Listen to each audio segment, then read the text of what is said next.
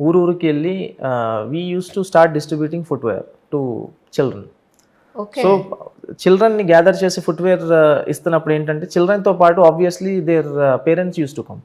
అవును, చిల్డ్రన్ ఊరికైతే పంపరు కదా ఎవరు, they will come along with the children. Correct. So parents వస్తారు. సో అది మాకు ప్లస్ అయిపోయేది, ఒక ఆపర్చునిటీ అనమాట. అందరి ఊరోళ్ళని కలవడానికి మాకు ఒక ఆపర్చునిటీ అది. So whenever we used to do this program, huge gathering used to be there. అప్పుడు నేను మా కలెక్టర్ సార్ ఇద్దరు వెళ్ళి అది ఒక ఆపర్చునిటీగా తీసుకొని వాళ్ళ ప్రాబ్లమ్స్ ఏంటో డిస్కస్ చేయడానికి కూడా we use to get some అక్కడ ఛాన్సెస్ అనమాట. అండ్ ఇంకోటి నేను ఇది చేయడానికి రీజన్ ఏంటంటే I feel footwear is the basic human right. అవును, నేను ఎంత ఆశ్చర్యపోతున్నాను ఈ రోజుకి నిజంగా. అంటే ఎక్కడో మనం మారుమూరు ప్రాంతాల్లో చూస్తూ ఉంటాం, బట్ పర్టికులర్గా ఆ ఏరియాలో ఇప్పటికీ చెప్పులు వాడే ఇది లేదంటే. సో మేము ఫుట్వేర్ ఇష్టం. ఇంకోటి ఏంటంటే అది ఒకటి human right, we are upholding the human dignity basically. Second thing ఏంటంటే స్నేక్ బైట్ నుంచి we could reduce the number of deaths due to snake bite. ఇంకోటి ఏంటంటే థర్డ్ థింగ్ ఏంటంటే Chhattisgarh forest are too much of thorny forest, అవి ముళ్ళులు ఎక్కువ ఉంటాయి. ముళ్ళు, ఓకే. సో వాటి నుంచి కూడా it was like a protection correct. footwear obviously. So for these kind of reasons that was a very big hit, that program, and people used to come, people used to talk to us, and people even now remember me for the programs I have done in that area.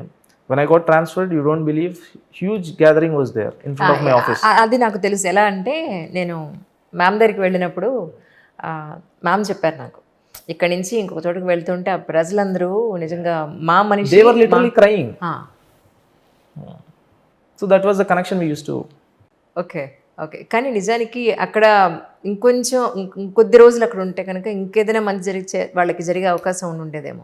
అంటే అలా అని చెప్పలేము, ఎందుకంటే next వచ్చే SP కూడా obviously he'll do better work అని అనుకుంటాం. నేను పర్మనెంట్గా అయితే అక్కడ కంటిన్యూ అవ్వలేను కదా, ఎప్పుడో ఒకప్పుడు I should come out of that area కదా. So 1 year was a good time. I enjoyed being there. I served really well, I feel. People also felt that they had seen some change. అంటే actually Chhattisgarh గురించి నాకు పెద్దగా తెలియదు sir. Yeah. అంటే ఛత్తీస్గఢ్ ఒకటి నక్సల్స్ ప్రభావిత ప్రాంతం అని ఒకటి బాగా అందరికీ తెలిసిన విషయం, అటవీ ప్రాంతం అని మాత్రం తెలిసిన విషయం. అంటే ఆ స్టేట్ది నైసర్గిక స్వరూపం ఎలా ఉంటుంది, అంటే ఎటు సైడ్ నదులు ఎక్కువ ఉన్నాయా, చెరువులు ఉన్నాయా అని అంటే అక్కడ మీరు గుర్తించిన ఇష్యూస్ అంటే ఏంటి? అప్పుడు ఇందాక మీరు అన్నారు ఎడ్యుకేషన్ ఆల్సో, డ్రాప్అవుట్స్, మేబీ అమ్మాయిల డ్రాప్అవుట్స్ కూడా ఎక్కువ ఉంటుందండి అక్కడ. డ్రాప్అవుట్స్ కదా అసలు, జాయినింగే తక్కువ ఫస్ట్ ఆఫ్ ఆల్. అయ్యో, ఓ. ఇప్పుడు జాయిన్ అవుతున్నారు ఆబ్వియస్లీ, ఇంకా ముందు ఫ్యూచర్లో పెరిగే అవకాశం కూడా ఉంది. మేము ఎప్పుడు విలేజెస్ని కలిసినా అదే చెప్తాం అనమాట, మీరు మీ పిల్లల్ని పనికి తీసుకెళ్ళకూడదు, వాళ్ళని స్కూల్లో జాయిన్ చేయండి. మీరు ఒకవేళ పనికి తీసుకెళ్తే ఇప్పుడు అట్ ప్రజెంట్ మీకు డబ్బులు వస్తాయేమో వాళ్ళ వల్ల, బట్ ఫ్యూచర్ వాళ్ళది ఖరాబ్ అయిపోతుంది. వాళ్ళు కూడా మీలా అవ్వాలనుకుంటే పనికి తీసుకెళ్ళండి, వాళ్ళని అలా అవ్వాలనుకుంటే స్కూల్కి పంపండి. సో వాళ్ళు వినేవారు. సార్ ఇప్పుడున్న జిల్లాలో పరిస్థితి ఎలా ఉంది సార్ మీరున్నది? ఇప్పుడు ఇట్ వాజ్ జస్ట్ 10 days అండి since I have join in that district.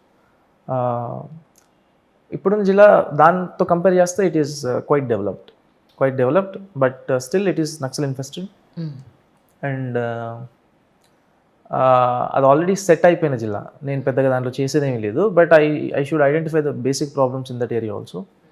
And it is on the border of Odisha, so అక్కడ ఉండే ఛాలెంజెస్ ఇంకా అక్కడ ఉంటాయి అనమాట. ఇంటర్ బార్డర్ స్మగ్లింగ్లు అవి ఇవి అక్కడ ఎక్కువ ఉంటాయి. సో ఇంకా అది నార్కోటిక్స్కి ఒక రూట్ అనమాట, డెసిగ్నేటెడ్ రూట్. ఒడిశా నుంచి నార్కోటిక్స్ ఎక్కువ ఆ రూట్లో వస్తాయి. Okay. So that we have to control one thing. ఇంకా బేసికల్లీ నక్సలిజం అయితే ఇట్ ఈజ్ ఆల్వేస్ దేర్. అది వీలైనంత వరకు ఇప్పుడు కూడా లాస్ట్ డిస్ట్రిక్ట్లో చేసినట్టే నేను మళ్ళీ పీపుల్తో ఆ కనెక్షన్ ఏర్పాటు చేసుకోవడానికి ఐమ్ ట్రైయింగ్. అంటే more risky job actually. Risky అని చెప్పలేం కానీ మోర్ సాటిస్ఫాక్టరీ జాబ్ అని అనుకుంటా యాక్చువల్లీ.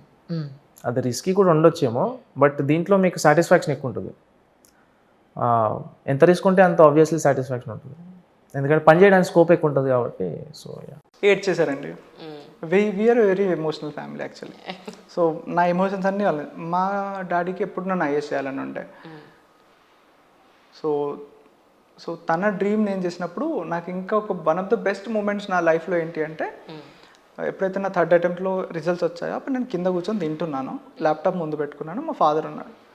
రాగానే రిజల్ట్స్ వచ్చానని ఇట్లా చూసి 566 అని చెప్పాను. వెనుక నుంచి పట్టుకొని నా కొడుకు అచీవ్ చేశాడు, నా కొడుకు సాధించాడు అని ఆయన డాన్స్ చేయడం స్టార్ట్ చేశాడు. సో దట్ ఈస్ వన్, ఆ హగ్ నాకు ఇంకా గుర్తుంది. మా ఫాదర్ నుంచి ఎప్పుడు మిస్ అయినా నాకు హగ్ గుర్తొస్తుంది. వెనక నుంచి హగ్ చేసుకున్నారు. ఫాదర్స్ రియర్లీ షో ఎమోషన్స్ అండి. ఫాదర్స్ చాలా కష్టపడతారు మన కోసం, చాలా సాక్రిఫైసెస్ చేస్తారు. ఇద్దరు when it comes to expression of love చెప్పలేరు, బట్ ఆ మూమెంట్లో తను ఆపుకోలేకపోయాడు ఆ ఎమోషన్ని. He hug from the big టోల్కి నా కొడుకు సాధించాను. సో ఆ వర్డ్స్ కానీ, ఆ హగ్ కానీ, మా ఫాదర్ హ్యాపీనెస్ కానీ ఇంకా నాకు గుర్తుంటాయి. మీ కిరణ్ సాయంపు మీ క్లోజ్ ఫ్రెండ్ అంటే కదా ఆయన? సో నేను ఇవరిదాకా చెప్పాను కదండి, ఒక ప్రైవేట్ కోచింగ్లోకి వెళ్తే మాక్ ప్యానెల్లో ఉండే అని.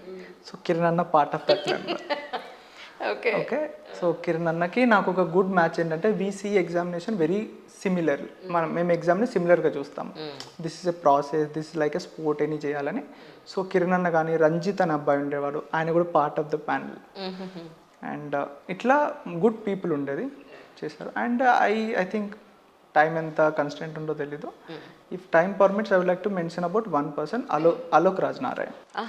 సో ఎప్పుడైతే నా సెకండ్ మెయిన్స్ వచ్చి ఫస్ట్ సెకండ్ అటెంప్ట్లో మెయిన్స్ రాస్తున్నానో అప్పుడు ఓబీసీ సర్టిఫికేట్ గురించి నాకు ఏం తెలీదు.